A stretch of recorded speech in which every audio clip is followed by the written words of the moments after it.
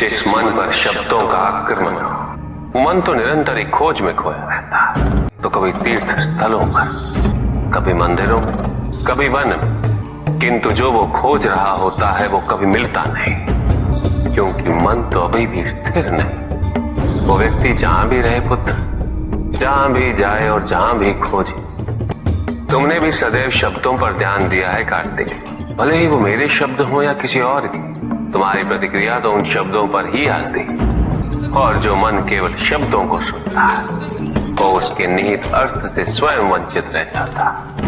शब्दों की सत्यता को समझने के लिए, उनकी अनुभूति के मन में शांति के साथ साथ रिक्तता भी अनिवार्य है, शून्यता भी अनिवार्य है। मन में इतना स्थान होना चाहिए पुत्र कि वो शब्दों के परे पहुंचने की यात्रा कर सके। किंतु मन कभी शून्य नहीं रहता, रिक्त नहीं रहता। वो सोचता है कि शब्दों का आधिक्य ही ज्ञान अर्जन है, शब्दों से ही ज्ञान है, इसलिए शब्दों का संचय करता रहता है। मन ये नहीं जानता कि परम ज्ञान तो शब्द अतीत है, एक अनुभूति जिसे शब्दों से बांधना असंभव है। शब्दों का अपना मूल्य क्या है कार्तिक? कुछ भी नहीं। जब भी कोई ईश्वर का नाम लेता है तो क्या ईश्वर मात्र एक शब्द में ही सीमित हो जाते? नहीं,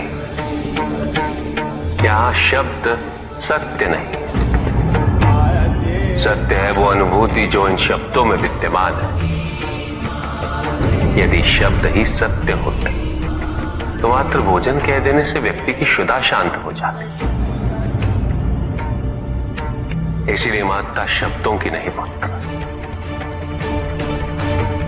उस अनुभूति की है जो उन शब्दों से संबद्ध है। यदि शब्द नहीं भी होते तो वे ईश्वर अवश्य होते।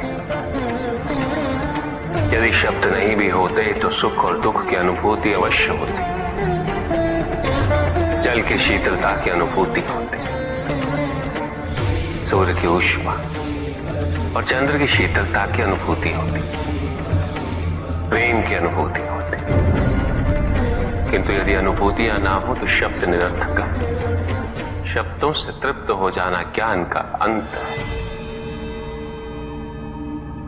अज्ञानता का प्रारंभ है।